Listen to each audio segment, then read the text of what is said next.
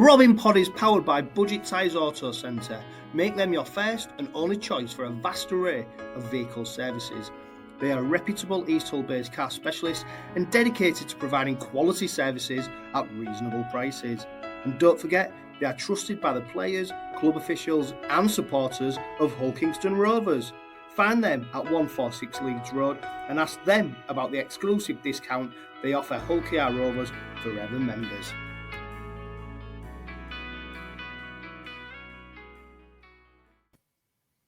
Good evening, good afternoon, or good morning. Welcome to the Robin Pod, wherever and whenever you are tuning in. The games are now coming thick and fast with our Challenge Cup game against Oldham just around the corner. Joining me to preview that game and to look back at the Robins' victory over St Helens is the housewives' favourite. Welcome back to the Robin Pod, Graham Turner. Your word's not mine, John. I've got to give the fans what they want, haven't you? Well, I must say that the housewives' favourite is Keith Pollard, but of course he was unavailable to come on the Robin Pod this evening, so we had to settle with second best. Graham, let's look back at that game against St Helens because it was a performance that was fantastic. Of course it was. And of course we battered them last season. Don't forget that was a St Helens side that was much changed because of injuries, etc. But a trip to St Helens on a Friday night in March, normally you could predict the scoreline before you'd even got there. This is a different beast, this Hull Kingston Rovers side. And you saw that in that performance that they put out there. Yeah, first of all, the performance was excellent. I thought for a full 80 minutes. This was a game again where we talked about this last week, John. I mentioned this being a benchmark of where we're currently at. And yes, we went over there and battered them last season, but this is a completely different setup now. They've got the big stars back. They've got the names on the field playing. So this, as you say, Friday night, away down the M62 to Saints, a trip notoriously ends up in us coming away from the Totally Wicked Stadium empty-handed. But again, that word performance, I think, was excellent throughout 1 to 17 for 80 minutes. And again, the result on the back of the performance was the one we were after. Yeah, and of course, Graham, when when we spoke on the Robin Pod last week, we was questioning what the lineup would be. Of course, we didn't realise at the time whether Michael 𝗬𝗂𝗧 would be fit. Of course, Tyrone May, question marks over him. And then when we saw them in the starting lineup, of course, it just gives you that confidence that actually, no, we've got a great chance. I think, we admitted that if they wasn't playing, of course, it'd be a much more difficult encounter against St Helens. As soon as you saw that they were in the starting lineup, it just gives you that confidence that actually, we can go to this Saints side and come up with a performance. And then Graham, of course, Michael 𝗬𝗂𝗧 goes and comes up with the first try of the game. Yeah, it's quite fitting again after we saw him go off against Wakey. It was debatable where he was going to be playing, but to see him back on, as you said, on the team sheet gives you that confidence. He's got that X factor in his game, and yeah, after 10, 11 minutes or so, to see him get that first try, settle things down a bit for us.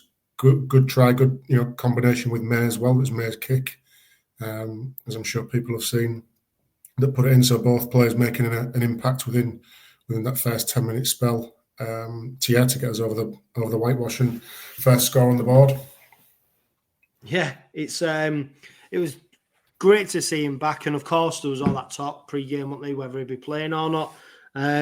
He was there, and then you mentioned Tyrone May as well, another fantastic performance from him. But that first 20 minutes, Graham, it was tough, wasn't it? It was proper aggressive rugby league from the Robins, and that set the platform for me for the game. That is, I think ultimately from that, the scoreline was probably a bit closer than what you might think it had been big. But if you saw that first 20 minutes, which many people watching and listening to this, of course, will have done, wow, that was some effort to go, lay that platform, aggressive defence, charging into them. And that is ultimately as well, Mickey McAlorum, you saw his role in that. you can see you can see the game plan from 𝗬𝗂𝗍𝗂𝗧, and it worked perfectly against St Helens. Yeah, we talked about it last week, John, didn't we, about going there with confidence and a game plan rather than just with a bag of hope. And I think it was evident that we went with confidence. We had a game plan, and yeah, that first 15, 20 minutes was ferocious. And as you say, there's various parties in it, but led well by 𝗂𝗲𝗏𝗏's defence. It was again first class, and I know people knock him for some of his attributes that he's got, but certainly one of them that is top of the shop is his willingness to put that hard work in and defend. And that was an intense, like you say, 20 minutes, I think it was, somewhere around there. And there's two ways I think that can go. One is it does set you up, and it drains the opposition of energy, which fortunately it worked for us. And the other side of that coin is the danger for us is if we invest too much energy in that first 20 minutes, we have nothing left for the back half of the game. But we did. We're a fit side, and we continued with that energy for the full 80 minutes again. So again, it just proves that when we do need to step up and raise our game against these really top sides, that we've got that ability to do so in the bank. And I think it was the former, whereby we were putting them under pressure, and that intensity and the hard yards they had to make just to try and get out their own 20, 30 metre mark. And the pressure we put on that shanked last tackle play that went straight into touch, that was all about of sheer pressure and sheer willingness to get off the line. And I don't know if anybody's watched it back yet, but the inside, the Rovers video, the inside story one, whereby it's sort of like a pitch side view of the game, but it really gives a feeling of how the Saints fans reacting to our speed off the line, and they were up in arms about offside and the noise that was created, like we do when we feel that at Craven Park that the team's shooting the line. But they were very, very noisy, but it was very well orchestrated, and it's not just by luck. That takes a lot of planning and a lot of effort and a lot of skill to execute that, because it is literally half a metre either way, and the ref will ping you. So yeah, fair play to us for doing that and then seeing it through all the way through to the 80-minute mark. It's funny you mention that, Graham, because I reflect upon not so long ago when the East Stand used to shout out for Leeds Rhinos when they was in the pomp, them flat passes. Yep. Everybody call a forward pass, and it wasn't just that they were really good at doing them flat passes, and they got it. Yeah, do you know what they got? They were so good at it that eventually they got away with a few. And I think that's what happens in terms of our line defence. We're that good at it that eventually the referee gives you the benefit of doubt on a couple as well, because you become so good at what you do. And it's a bit of a weird feeling, actually, isn't it? Because we used to be the side who watched these other supporters who watched these other sides doing what we only hoped what we could do. We could do what they're doing. And now that we're actually the leaders in that is it's really interesting. And I think that's down to great coaching. It's interesting as well. At the same time, 𝗂𝗲𝗏𝗏 went off, 𝗪𝗏 went off, and you've seen the impact that he's having. We talked on the last Robin pod about, you've got to be naive to think that he's going to be basically just barnstorming his way from the 10-metre line to their, 10-metre line and scoring a try. He's there to set a platform for the side, and he's doing it really well. And of course, we've seen, I don't know if you saw it, Graham, the social media reports about, we saw the Roosters, their opening game of the NRL season not got off to the best start, and a certain pundit over in Australia saying that the Roosters should be bringing 𝗪𝗏 back over to Sydney. 𝗀𝗬𝗂𝗍𝗂𝗧 today in his pre-game press conference, he said there's no chance of that happening. And he actually admitted that they've already started contract talks, although tentatively, about him potentially staying for another season. So, I think, like we said, people have been naive expecting 𝗪𝗏 to be that barnstorming player who breaks through every single tackle. What he does do very well, Graham, though, is bringing the defensive side into him. So he's got the option then to offload, but also his leadership around that side and then opening 20, he just sets the tone along with the likes of 𝗪𝗏𝗏𝗏. And I think against St Helens, that's what really came to the fore about how important he is in them opening minutes. Yeah, I think what we're seeing now is why we've bought him. Like you say, he's 36 now, whatever he is. So he's not going to be that barnstorming prop. We didn't buy him for that, but his experience, his leadership on the field is immense. And yeah, he's almost setting the tone with McAlorum for that opening stint about what we're all about. His work rate, again, look back on that inside video from the club, and you sort of get a few clips of him in action in the defensive line and really setting the platform of who goes where. He's communicating well, he's organised, and then he's putting the shoulder in as well, and it just rubs off on other people. And I think one of the biggest messages that I took from the comments that Peter's made about the speculation, because that's all it is, I think, about Sydney, is that it's not what he does on the field necessarily, it's his professionalism every day of the week that is in and around. So that again is part of what the package of what comes with him. And I think, yeah, it's wishful thinking, I think, for the Roosters if they want Hargreaves back. I think they've got much bigger problems that he can't solve at the Roosters at the minute, that even if they had him back, they ain't going to all of a sudden become well beaters. So yeah, let's focus on him with us. Let's keep him fit, keep him on the field and doing what he's doing. Because I think at the minute we've seen 4 games out of him in Super League, 4 good games as well. I think he can only get better for us as well. Yeah, and what I, as good as that opening 20 minutes was, Graham, what I really enjoyed was the response to the St Helens try. The fact that the Robins didn't fold, and actually they came back stronger from that. And we saw a beauty of a try from Tom Davis, a player who's settled into life at the Robins absolutely perfectly. Fantastic try, fantastic response. And that's what gave me the confidence in the Robins that actually this side is serious about what they're going about, their business, about what they're doing, where we could end up. This is a side who is resilient, robust. Don't let something that maybe went against the play bite them, and they came back with a perfect response to that St Helens try. Yeah, and I think that was probably the disappointing bit out of all that dominance in the first 20 minutes or so, was that we only got 4 points on the board. We didn't capitalise it. There was that opportunity where 𝗪𝗏𝗏 broke and laid it on the inside for Mikey again, and he fumbled it over the line. So that was a good chance gone begging. But yeah, as you say, that try that was created by 𝗪𝗏𝗏𝗏, I think it was more of a off the cuff reaction as a player wasn't tackled properly, came out the back, he skated across the line, kicked it through, and yeah, we were 6-4 down. And teams of old, we could have been looking at ourselves thinking, what on earth's gone on here? How come we're behind? And we've played that well. But yeah, that word resilience, I know we talked about it last week, is key, and it just didn't derail us whatsoever. It just meant we looked at the game plan again and stuck to it, and then just kept to our principles. And scored a really good try, Davis in the corner just before half-time to really give us that boost before half-time, and say it was a spectacular try, but if you work it back, it was a really well-worked try as well. Yeah, and then following half-time to be 20 points to 6 up against St Helens, 2 scores from Oliver Geldart. Great assist from Burgess for his first try, wasn't it?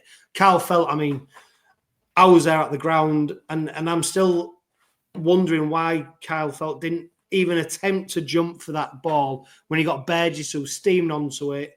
He's as tall as he is. That's their problem, isn't it? But then to have the presence of mind to then offload the ball and present 𝗪𝗏𝗏𝗏 with probably one of the easiest scores that he'll ever score.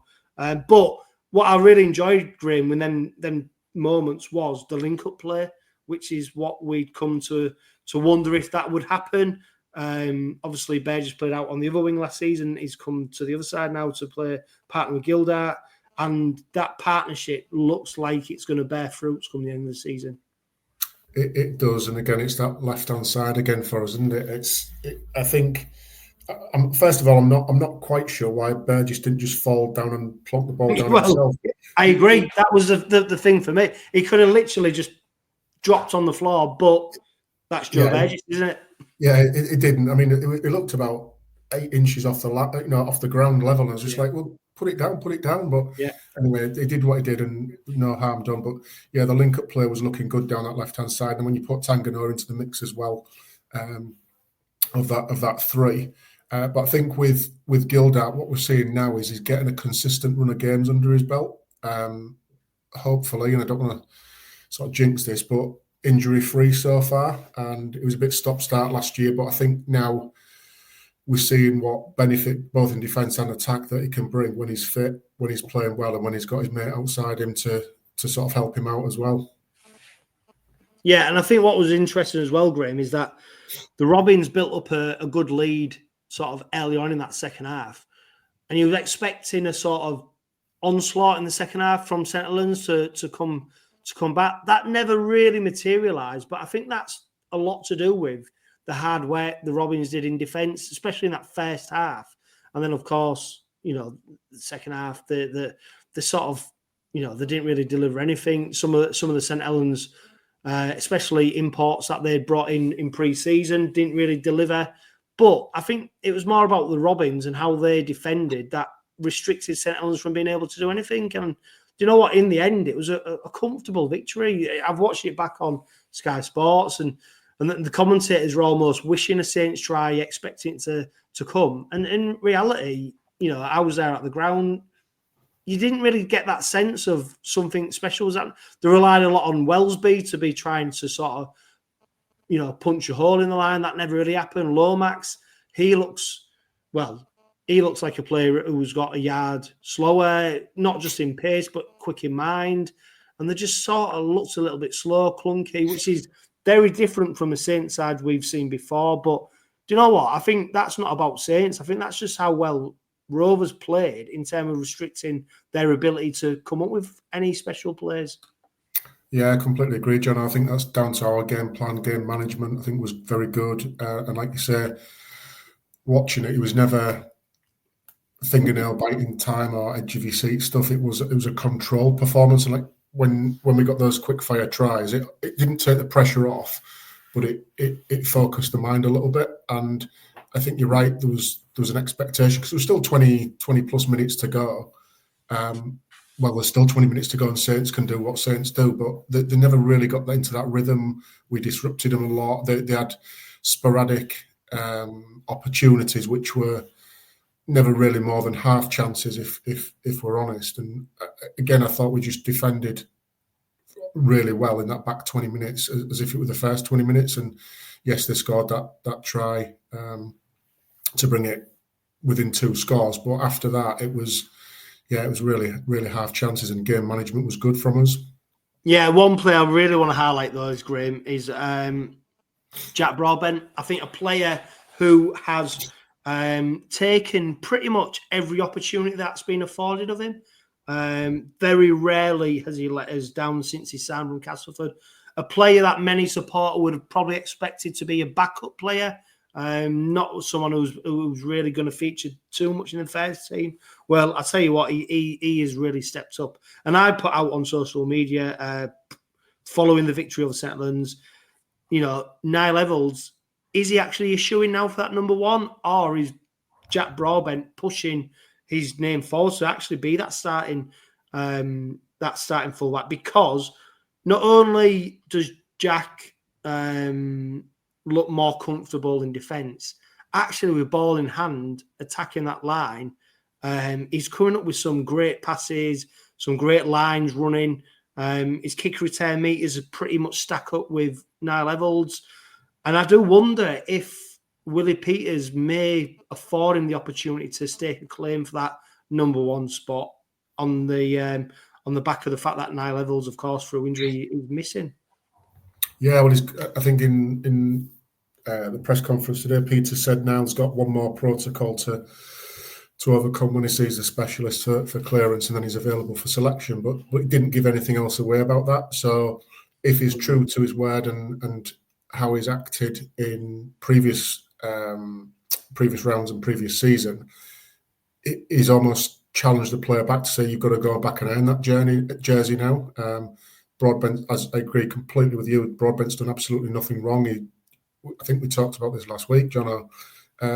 It was under the grand final jersey was brought in, so that's how highly is regarded by Peters and the coaching staff. So yeah, really pleased that we've got a solid fullback in there at the minute. He's done absolutely nothing wrong, and you know, just to add to what you said about his ability there, he scored that great try against Salford the week before, coming into the line, and sort of that jinking, weaving run got him over the line. So I think he's got that in his game as well. So if push comes to shove and he retains the jersey, then I don't think anybody would have any complaints with that. No, and another player I want to just highlight, and I think we even talked about it last Robin Pod. Would Ryan Hall ever be replaced? Tom Davies, 26 carries, 161 metres. We've got someone who can kick, return, but I'm not having Ryan Hall scoring that try Tom Davies did. No way whatsoever. No, I agree. And that's no disrespect to Ryan Hall, by the way. It's just the evolution of this side. Yeah, I agree, John. The numbers are comparable with what Ryan Hall was doing. So I think we've got a real find and bringing out the best of Tom Davies for us. I think the way Ryan Hall would have approached that try would just be to try and steamroller through the player rather than take the acrobatic route. That's the only way he'd have scored that. I don't think he would have gone aerial like Davies did. But again, I think we talked about it last week. That's something else that we've highlighted that is in Tom Davies's game that at the minute Ryan Hall doesn't have. That is an asset to us. So yeah, his numbers are good every single week. He's always 7 or 8 out of 10 on the scoreboard. He's coming up with key tries as well, but he's equally coming up with those hard yards out of defensive players and backfield, which are so valuable in giving the forwards a rest as well, but gaining us valuable meters upfield. Yeah, and of course, Elliot Minchella, James Batchelor do what they do, tackling 44 tackles from Minchella.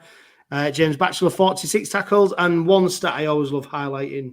We've already spoke about how good he is in defence, and you can tell he's been brought in to do a specific job, because it was another game where Michael _𝗀𝗄𝗏 had no carries and made no meters.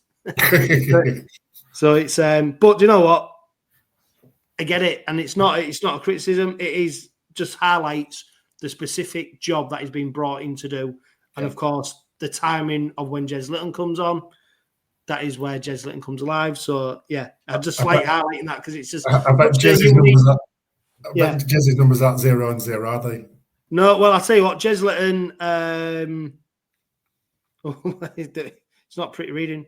3 carries, 20 meters, although an average gain of 7. But look, stats are there to be looked at in terms of numbers. It's actually when you watch the game, which is the most important part, and the influence. So yeah, I like that Michael _𝗀𝗏𝗏 one because I'm on stat watch with him in terms of meters made and carries because I just found it fascinating. That's to add it up for the whole season, mate.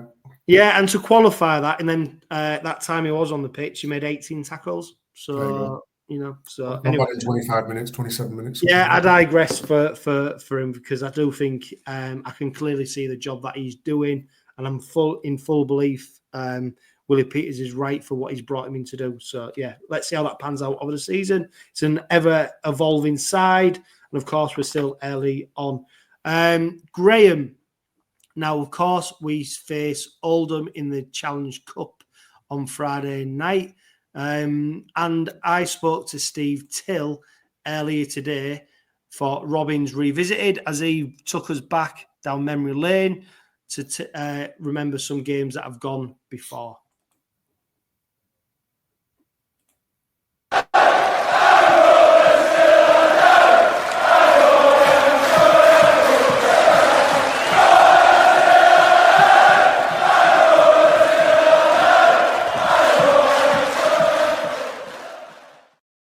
Steve, it's an absolute pleasure to welcome you back to the Robin Pod Weekly for another look back at games from yesteryear. Of course, we take on Oldham in the Cup on Friday night. Where are you taking us back to this time, Steve? 1964. In fact, it's not just one match, it's 3 matches. Cup tie, 11th of April, Headingley, 28,556 there. Rovers are leading 5-3. Mike Blackmore try.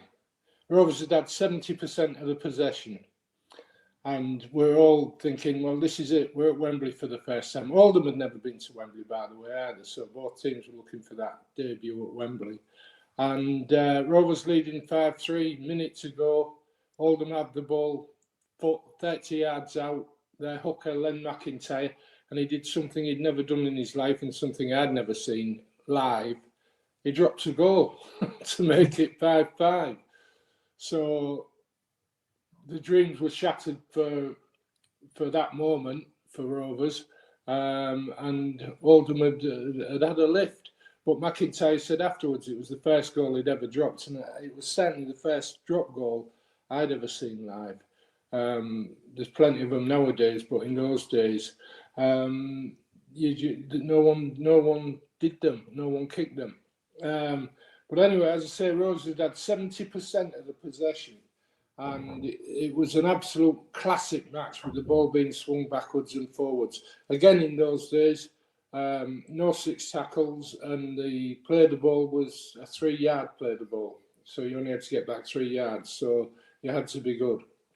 So anyway, the scene was set to go to Station Road in Swinton, which was basically a drop kick and a punt from Oldham. 27,209 in, 10 minutes to go.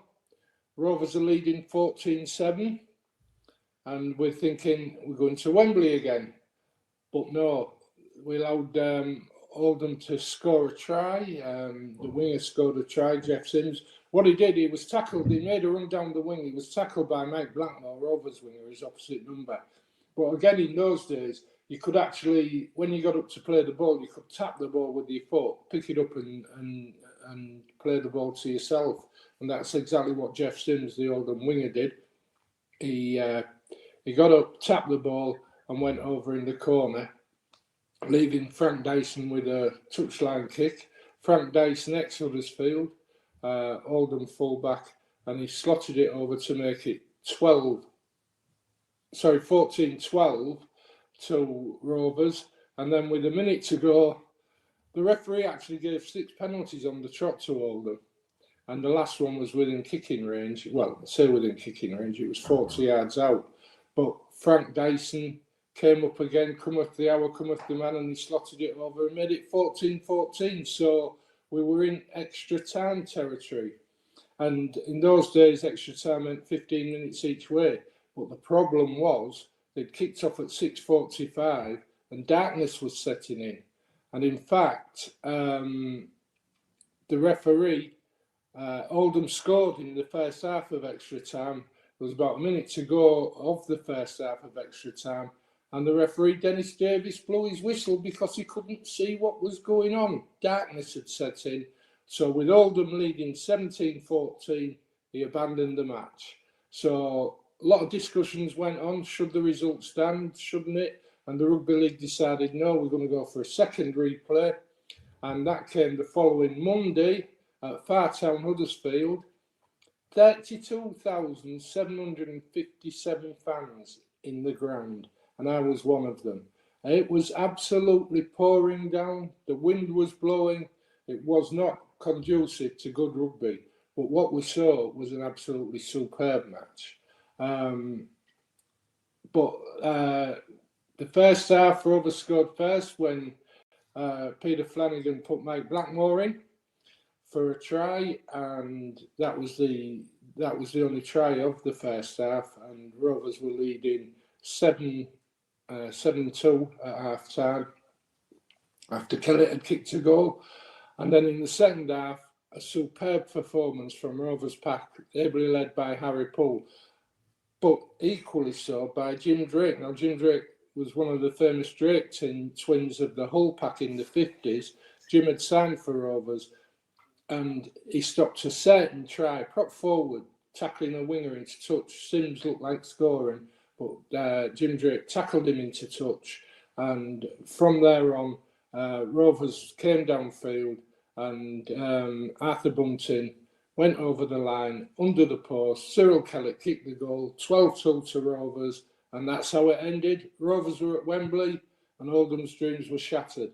Fantastic occasions. As I say, 32,757.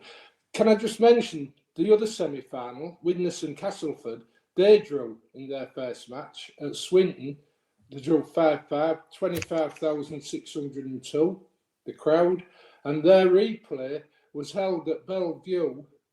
And you wouldn't guess in a million years what the crowd was for that one.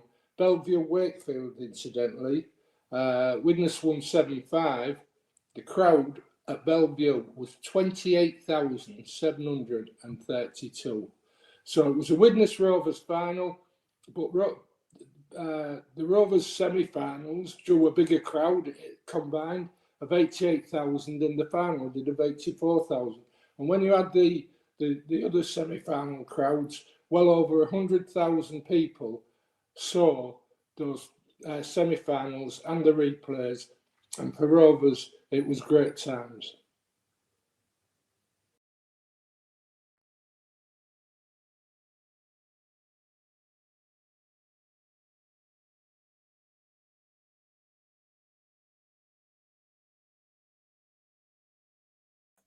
And of course, Graham, I'm sure there was lots of happy memories of you going to them games with Steve as a young whippersnapper. But before we bring Graham back in, I caught up with the head of media at Oldham, George Riley, ahead of the Challenge Cup game on Friday, and he gives us his thoughts and insight ahead of that game. Now, as we head towards the game on Friday evening, I'm delighted to be joined by Head of Media at Oldham, George Riley, who's also the Clubman of the Year. Fantastic accolade. George, welcome to the Robin Pod. What's the mood around Oldham, the supporters? What's it like ahead of the game on Friday? Excited ahead of Friday, although obviously being a championship team and it being on a Friday night with both the fan base and most of the squad having other jobs, that's not ideal. But if we're going to fulfil the dream of getting into Super League, that's something that we've got to look forward to. You can't just always play Sunday 3 o'clock. Yeah, really excited when the draw came out. The form team, top of Super League, grand finalists. You can't wish for a better test. The head coach Sean Long says always that he wants to be tested against the best, and I would say as a rugby league observer that Wigan would probably disagree, but we're coming up against the form side here in any tier of the British game at the moment. I believe so. So really excited. Obviously, a little bit down after Sunday's result in the Championship, which I'm sure we'll discuss in a moment. But generally, really optimistic. It's a club going places, a club on the up, a great draw for Oldham, and yeah, a really exciting fixture to get to sit on the M62 for a few hours on a Friday afternoon for. Oh, we're well used to that, George. So don't worry. It's great for other fans to be able to experience that as well. I mean, you mentioned about the Friday night game. There's the squad at Oldham. It's littered with players who've vastly experienced in rugby league. Many who have played at Craven Park before. But let's rewind a little bit and talk about how this squad has been assembled, why it's been assembled, and the transformation that the club's undergone over the last couple of years. Yes, well, Oldham, obviously a famous old rugby league name, founder member of Super League, going back to the late 90s when it all started, but fell on some very tough times over the past few years and under previous ownership. A lot of fans became detached with the club when it was toiling very low in League One. But we're a couple of years into a rebuild, a re-engagement with the fans, and a real go on and off the pitch to try and make this famous old name great again. There was a change in ownership, a consortium led by Mike Ford, a famous Oldham name, former coach, great player of his own right, of course, and known from what he achieved in the past as a coach in rugby union. Father, of course, of George Ford, who's still playing in rugby union and involved in the England setup at the moment as well. So Mike was integral and has been integral to driving this club forward alongside the chairman, Bill Quinn, who's been so dedicated with his financial backing of this project to, yes, on the pitch, try and get Oldham back where it was. There's a lot of talk and excitement. Could they get back into Super League, in the next few years? But more than that, it's about re-engaging. I mentioned the fan base before, a fan base that was lost really and had enough of the dark times and become detached from this club. Can we get them back in? Oldham playing at Boundary Park, which is a brilliant facility, a great old football ground as well. So there's all kind of ingredients on and off the pitch. And you mentioned the squad at the top of that question, Jono, and that's why this squad has been assembled with Bill. I mentioned Bill Quinn, his financial backing, Mike Ford's leadership off the pitch, and a head coach that I haven't mentioned yet, who's one of the greatest rugby league talents that Britain has ever produced, in Sean Long. So it's a very exciting squad. It's a very big squad as well, a 31-man squad with some big names in there. A name that Hull KR fans will know very well in Phoenix Lolu Tongangahe. That's a pronunciation I've got the hang of very, very quickly. George, you pronounce it far better than I do, so I'm glad you said it. I'll refer to him as PLT for the rest of the interview. First time we go with his full name, and then it's PLT. But he was with Oldham last year, and he was a real bright spark. He was the Betfred League One Player of the Year last year, and I know Mike and Sean were delighted that he's back with us, albeit on loan from you guys this year. He's absolute dynamite. He's so good to watch. He has got Super League pedigree, and he really wants to play Super League as well.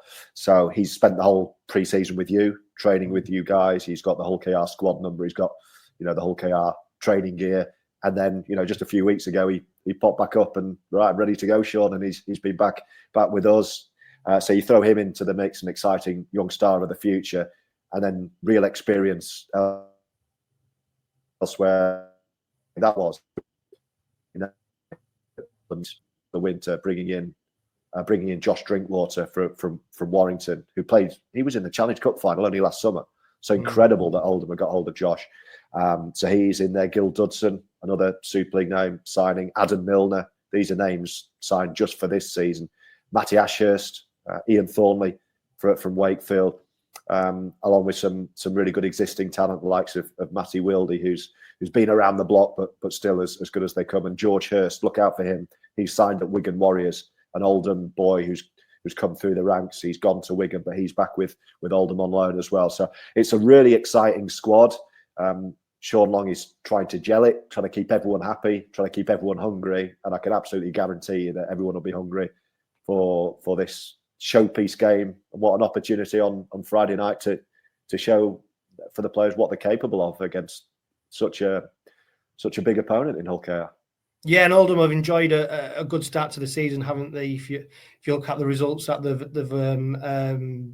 they've achieved so far this season, probably the defeat against Barrow last weekend, was that a surprise, albeit with a number of players missing? Yeah, I think for the casual observer, mate, looking in, that would be one of those results. If you're like me and you're checking the results on a Sunday night, that would be the one you would think, oh, I wasn't sure about that.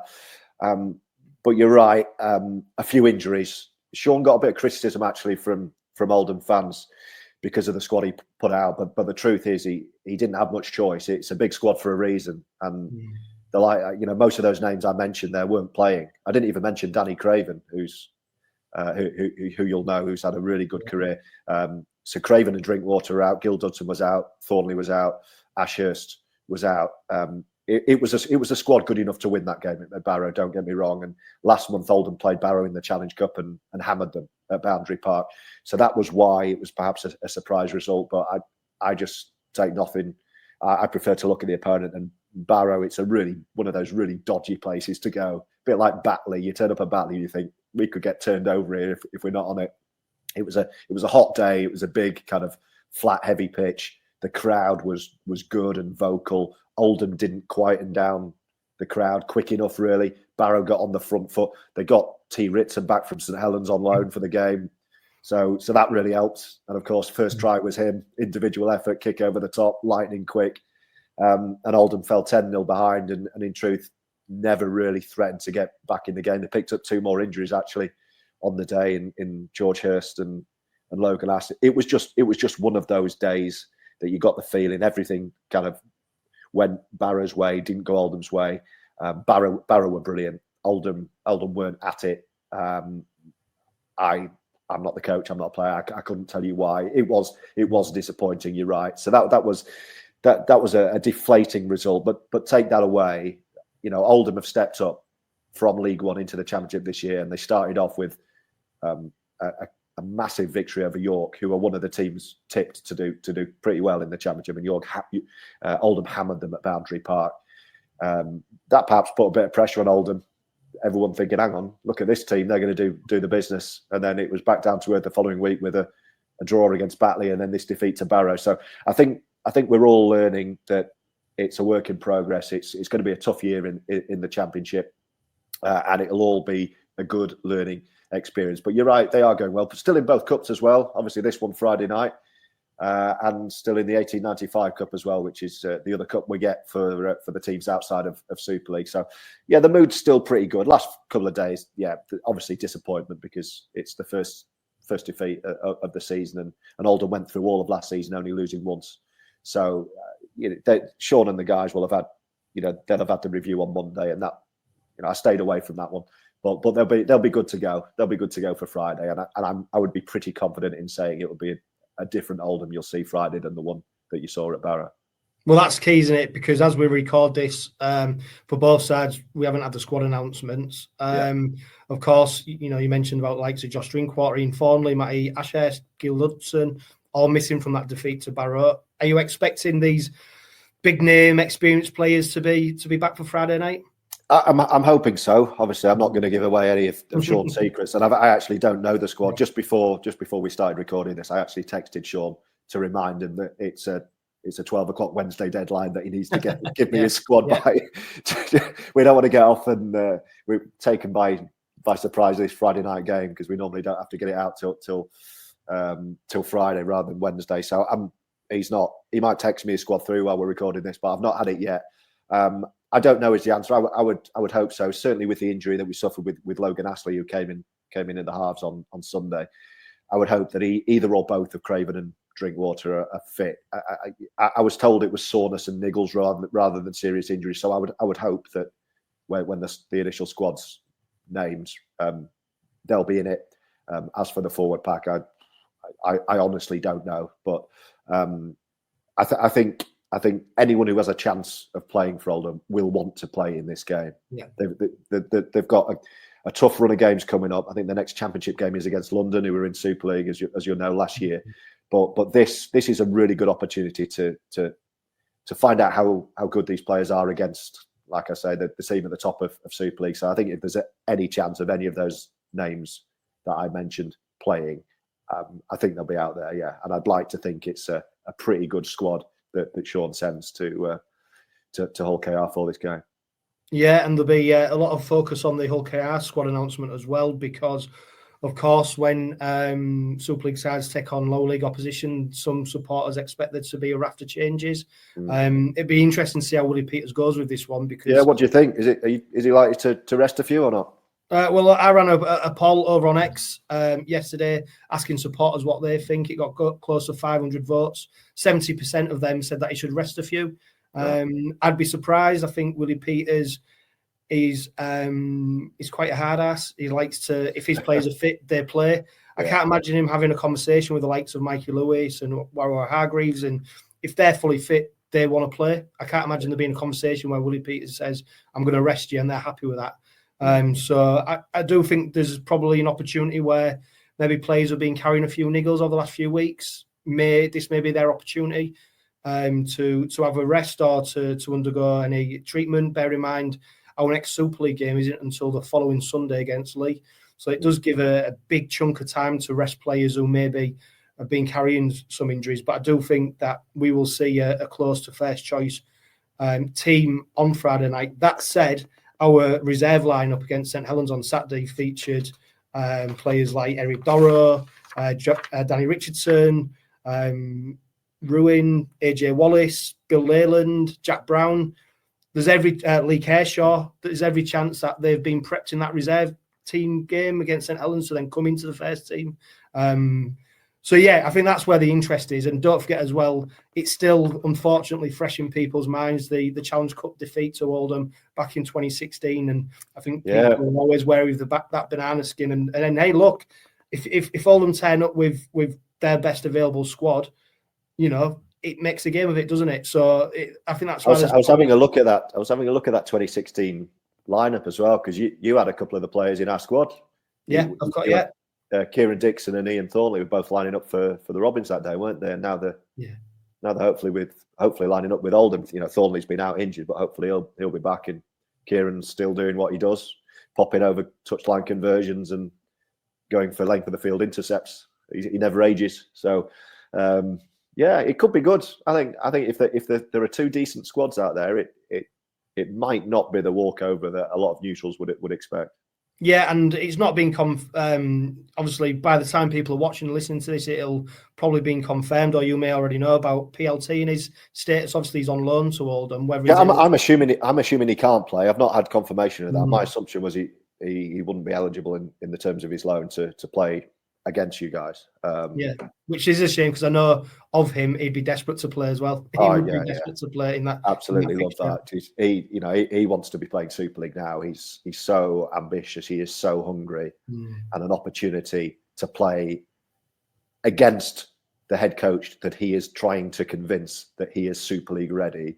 That is the best possible opportunity for you, isn't it? To do that, to impress in those circumstances. But I have no doubt that he will get there. He will be a Super League player at some point. He has those. There are bits of his game that he didn't actually have a great game. Phoenix on Sunday, he dropped a couple, but when he's on it, he just kind of appears behind the line, kind of off the third pass from the two halfbacks, like any good fullback will do.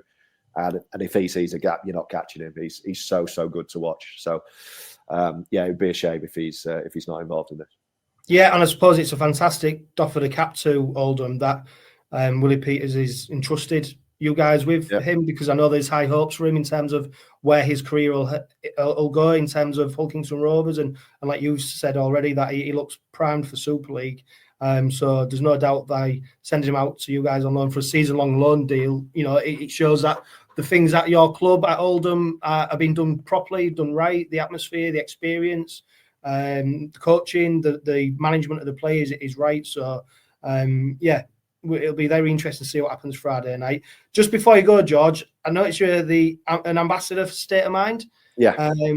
Every time we do the Robin Pod, I always feel it's important to shine light on community work, organisations like State of Mind, charities, etc., who are doing fantastic work in the community and in rugby league. Can you tell us a bit more about State of Mind? Yeah, well, we're very, very blessed, aren't we, in rugby league to have a couple of fantastic mental health charities in affiliated to the sport, in State of Mind Sport and Rugby League Cares as well. Obviously, Rugby League Cares has grown and grown, and it's far more than just mental health support and a mental health initiative now. But State of Mind, it was a charity that was born some 12 years ago now, following the tragic passing of Terry Newton. That was the reason that State of Mind is here. Terry, a name that will be synonymous with any rugby league fan, one of the great number nines that the British game has ever produced, and he took his own life in 2011, and that was a story that was so shocking, because A, of who he was, and B, the manner of the news, what the news was, and I mean, I can remember exactly where I was that day. I was at a rugby league match, sitting in a room with the likes of Paul Sculthorpe, and these whispers were going around that Terry Newton had died, and I just remember the shock on everyone's face, and it was just an incredible tragedy. But one good that did come out of that was a meeting between some mental health clinicians. What can we do to ensure that there isn't another Terry Newton, that a tragedy like this, whereby one of our players takes his own life because he can see no way forward, and nobody knows that he's struggling in the first place. How can that happen? And State of Mind was born off the back of that, and they are there to help.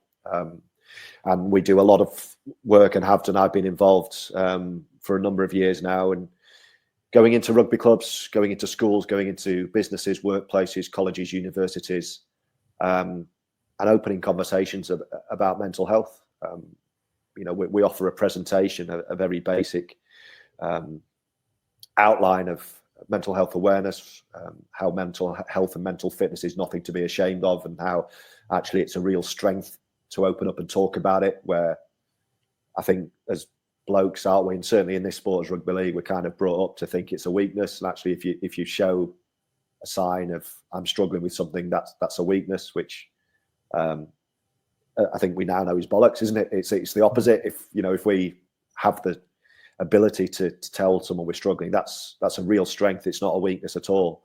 So that's the kind of work I'm involved in doing. That obviously I don't do as much as it now. I'm so involved with Oldham, but it's something that still means a lot to me, having gone through mental health problems and struggles of my own. I've been in some really dark places, and I think when you struggle personally with something like that, and you're in spots in your life that you can't see a way out, I think it really gives you a real desire to help other people when they're in a similar situation. That's what I felt when I've struggled myself. It's like, well, what's the point of feeling like this if I can't use it to some good?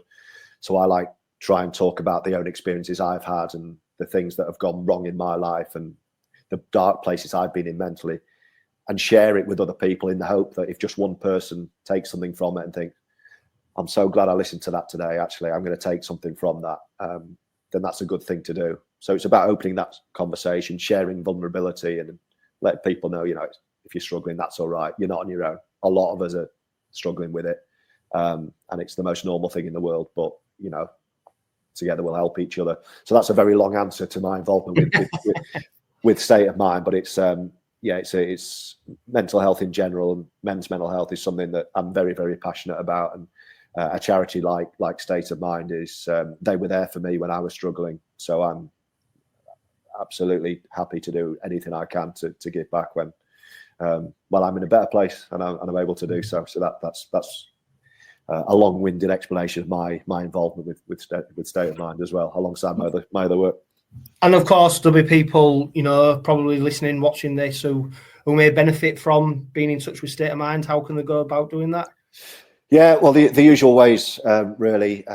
If you can get in touch on any of the socials, State of Mind as any socials, there's a website as well with signposting both to immediate mental health supports if you need immediate advice or help. All the places to do that will be on the State of Mind website and through the socials, and we'll very quickly be able to get you in touch with the right person. I think the most important thing is to remember that there is always help out there. If you're ever feeling at a place where you don't think there's any way forward or anyone to help, I can guarantee you from personal experience that there is always someone, there is always a way. And you might actually be surprised the amount of people who want to help you, if you can find the strength just to let people know that you need help. Because a lot of us just go about our lives, there's so much going on in our own lives that we don't even notice that other people are struggling sometimes. We might even know that someone else needs help. I kind of visualize it as, falling down a dark well, and people will be walking past the top, no idea that you're stuck down there. It's up to you to shout up.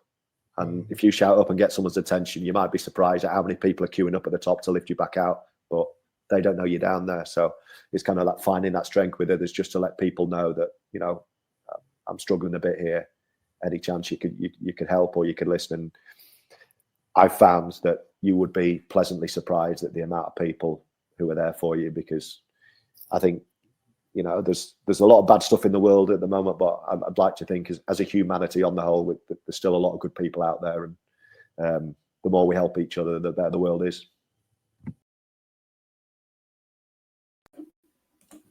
There we go, Graham. Oldham up next in the Challenge Cup. Great interview with George, and of course, at the end, really important to highlight the work that State of Mind doing. It's probably listening on reflection. I recorded that interview earlier today. Quite hard hitting for a lot of people out there in terms of the message, in terms of what might resonate with a lot of people who are watching, listening. So, if people do need to seek help, there is help out there. And, it's up to you to then make that step, isn't it? But Graham, Oldham up next in the Challenge Cup. Are you expecting a similar lineup to St Helens? Or are you expecting something a little bit different? I think we'll see a couple of tweaks. I think we know that Hadley's going to be out from a concussion protocol perspective, so that's one definite that we do know about.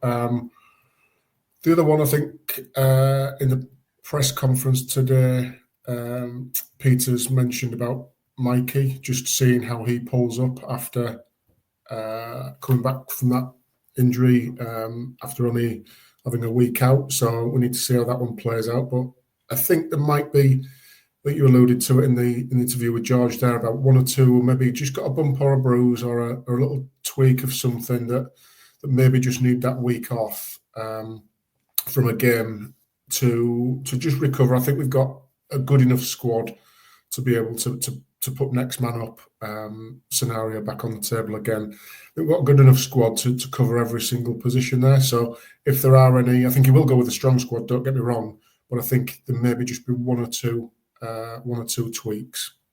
Yeah, and I don't know, listeners, viewers, watchers to this, Willie Peters is quite good at a bit of smoke and mirror sometimes, and he don't elaborate too much in the pre-match press conferences about who's fit, who might be available. So who knows? Sometimes it is a bit of a lucky dip in terms of squad selection, because what you'd look at it, Mikey Lewis, for example, you can't imagine any scenario where he didn't. He played against St Helens, played the game properly. There's no reason whatsoever to think that he'd be dropped. Who knows, though? That's the thing, isn't it? And sometimes it's what Willie doesn't say, which sometimes make you allude to who may be playing or not. But I think, like I said, when I spoke to George, Graham, about the reserve lineup, you wonder, has he primed people to play? But then also, them players are desperate to play anyway. So, yeah, I don't know, Graham. I think he'll play the strongest possible side available to him. I really don't think he's a coach who'll rest players unless they're really needed to be rested. And I think that's great credit to him as well. Yeah, it is. And I think it's an honesty and a trust thing as well. Look, players want to play, 100%. Players want to play. And I think that's why players like Richardson, Brown, those who were in the reserves on Saturday's game, they want to be playing Super League level. They're pushing, and they won't get that experience unless they have to drop down to reserve to get match fit, match competition. And it was a good opposition that they came up against on Saturday as well. So, yeah, I'm with you. I think he'll go with a strong squad. I think we've got enough firepower to overpower them. But if we, for 1 minute, take them lightly, I think that the squad that George was reeling off there, there's lots of experience and intelligence in that squad. So we fall off the game plan, or we take our eye off the ball for a minute, and we could get punished and find ourselves in a little bit of a hole like we did. I think it was 2016. He said. So that's just one thing that I think we need to just forget about, is that whole complacency and just presume that we're playing a Super League opposition this week. We prepare for that. We prepare a squad good enough with a game plan good enough to win that game on Friday. Friday. Yeah, and they've got lots of experience in that Oldham side. Obviously, they're at the latter stages of their careers, barring PLT, who it's not 100% sure as we record this whether he'll be able to play or not. Yeah, I think it is, John. I think Willie Peters has said in the presser today that he's not playing because he's our player and he doesn't want him cup tied. Yeah, which is fair. And I'll tell you what, and that's a huge loss to Oldham, isn't it, in terms of what he's contributed to them. But, it's an experienced side. They'll come hoping to give a good account of themselves. But I'm expecting I'm expecting 40-50 points at least past Oldham. Yeah, I think if we apply ourselves well with the same attitude we showed on Friday against Saints, then for me there's only one outcome. I think with for Oldham, this is their opportunity to show for them what good looks like. As in, their ambition is to consolidate in that championship and then work towards Super League. So this will be a benchmark of where they've got to aim for. So the players that they've got in there now have got lots of Super League experience, but that's not necessarily going to be a squad that's going to be around for Super League for them for next season or a couple of seasons' time. So they've got to plan properly. They've got to do things right. They can't just invest everything into this season and then boom or bust it next season when all those players are too old or they can't afford them. So I think this will be a tough test for us. Like we didn't take to York lightly in round one. I think we put a professional performance in there with a strong squad. I think we go again with the same attitude and the same principle of if the best players are fit, they play. Yeah. Which leads us now, Graham, to question time. You'll be pleased to know we're light on the ground with questions. Okay. That's probably because I put the question time post out late. But Adam Wadforth, who's a regular asker of questions, and we appreciate them. With memberships now at 9,600. Of course, the club have now said there's no memberships available. It's a waiting list, which is great credit to the Robins faithful. Do you think the club will be forced to look at inputting a permanent stand in the south stand ahead of next season, similar to the one they inputted for seats in the east stand for this season? I think, Graham, what they're more likely to do is look at, for some of the big games towards the back end of the season, they've probably left the door open to put temporary seating in the event of, when we get to, September time, if we're playing these big games, this is the opportunity where they can really maximise, because putting stands up, infrastructure, you're not talking a few $100,000, you're talking millions to put these stands in. Yeah, and you've got to have a consistent base of people wanting to use that stand to be able to do it. Otherwise, it's a lot of investment just for a one season wonder. So I think we've got to play it carefully. We've seen it at the back end of last season. I think it was the last 2 or 3 games, the playoff game, whereby they had the south stand back in on a temporary basis. So I think you're right. I think we could see something like that for the big games. But again, as we record this on Tuesday, we will have seen, many people have seen the news this morning about the whole expansion, the retail section. Well, I'll hold that thought, Graham, because I'm going to ask you another question. Okay, all right. But in terms of the capacity issues, fantastic to see that we've created another waiting list now after increasing that membership up to 9,600 now. So yes, we've got to keep going well on the field to keep that interest in the club, and then I'm pretty sure that if that sustained level of interest is in there, it's going to force the hand of the club to think about how do we maximise on this opportunity of this extra membership, which would obviously bring extra income, but then that's going to be offset with the expenditure, like you say, of either temporary accommodation in the stand or looking at something more permanent. Yeah, a question slight on a different topic, Graham. Taylor May, of course, we saw him pictured at Craven Park last season when he came to support his brother Tyrone. We saw him in the Old Kingston Rovers shirt that Tyrone had played in. He was having his picture taken with supporters of Old Kingston Rovers. That was at a time when he was suspended from rugby league in terms of the NRL stand-down policy that they have when players are charged with certain offences. He's now, them charges have been dropped, which means that Taylor May is free to play rugby league. Of course, there's no option really for him to play for the Robins at this stage now because we don't have a quota spot. But it does open up the door to Taylor May. Would you like to see him being a Hull Kingston Rovers player next season? If it could be proved that he was in the right mind space for it all, and it sort of put it all to bed now that this is all over and he gets back to playing some good rugby, and he would add to the squad because obviously, like you say, it's an important spot with a quota spot. So whose quota spot does he take up. If it would add to the squad, potentially, but again, there'll be other players that the club are keeping their eye on, for next season. Does he fit part of Willie's plans for the squad for next season? I guess we'll have to wait and see what the club think on that. Fans will have their opinion on it, whether he should or he shouldn't, will or he won't. But it's not just about one player; it's about the squad, and it's about the makeup of that and integration with the rest of the squad, the playing style, the ethos, everything that Peters has created over the last 3 years. Players now have to fit into that rather than just because they're a name or they've got certain ability. That's not good enough at the minute. It has to be, you've got to fit into that criteria and that environment that we've created here and thrive in it.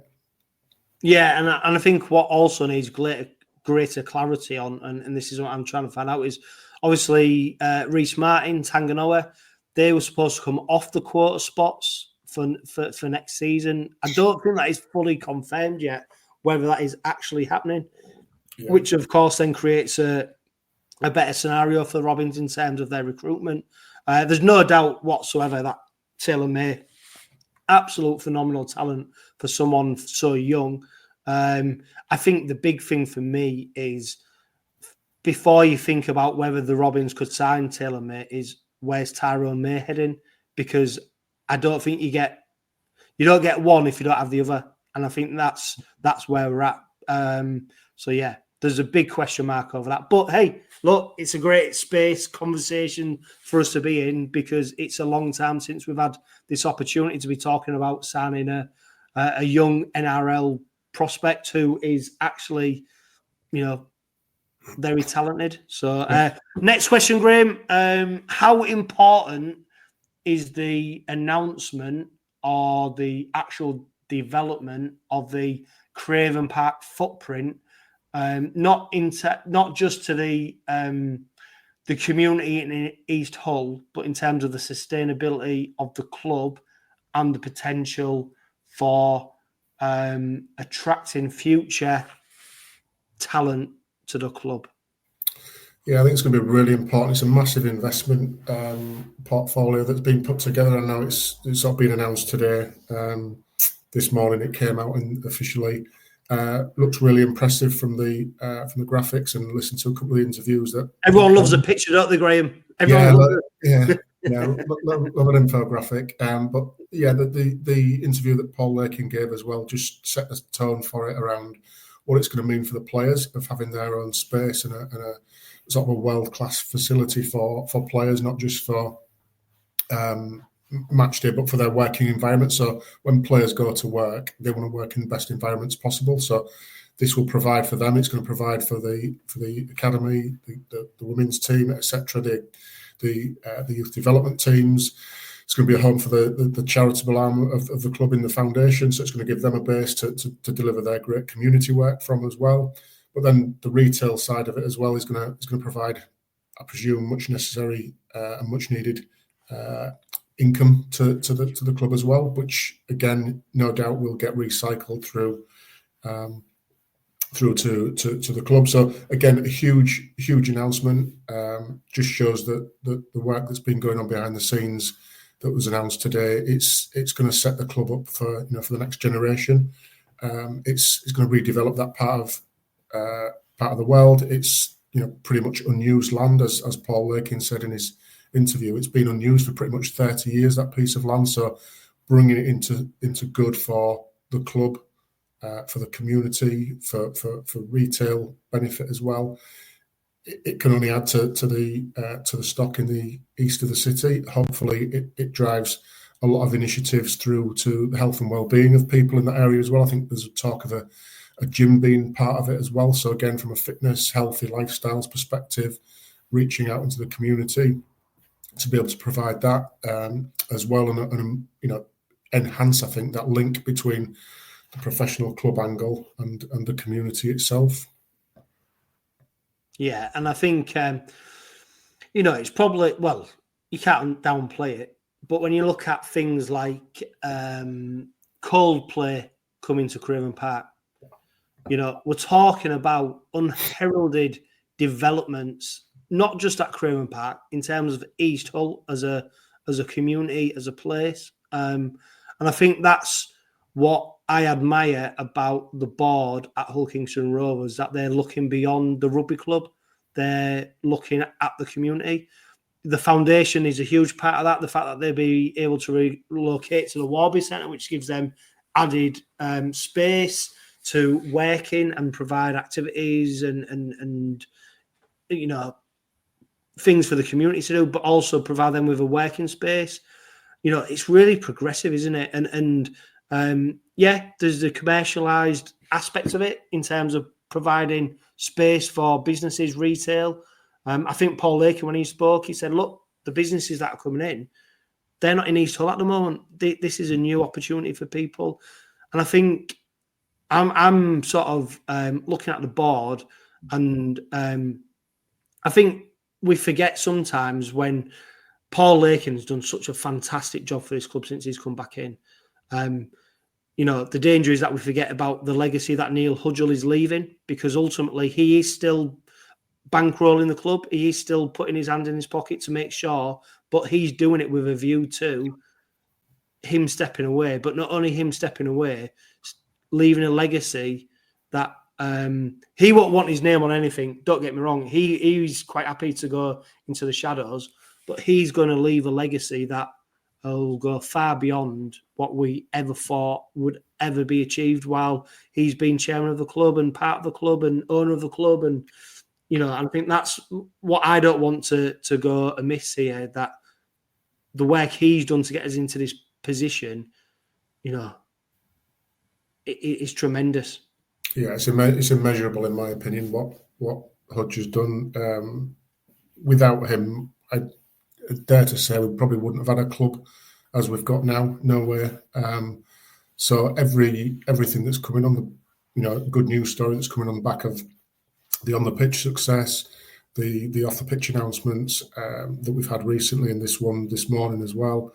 Again, without Neil doing what he's done for the club over the, you know, the umpteen years that he's been involved, yeah, it's immeasurable in my opinion. I know he's plays it all down, but I think there's something definitely in that for us as fans to recognise and acknowledge that without him we'd be nowhere at the minute.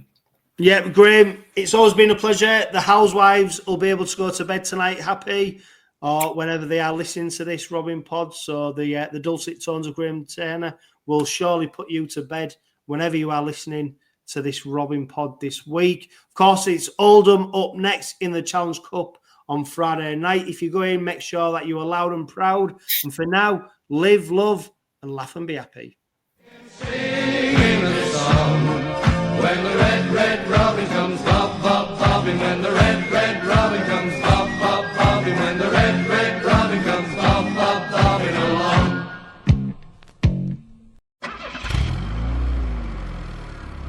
The Robin Pod is powered by Budget Tyres Auto Centre. Make them your first and only choice for a vast array of vehicle services. They are reputable East Hull-based car specialists and dedicated to providing quality services at reasonable prices. And don't forget, they are trusted by the players, club officials and supporters of Hull Kingston Rovers. Find them at 146 Leeds Road and ask them about the exclusive discount they offer Hull KR Rovers Forever members.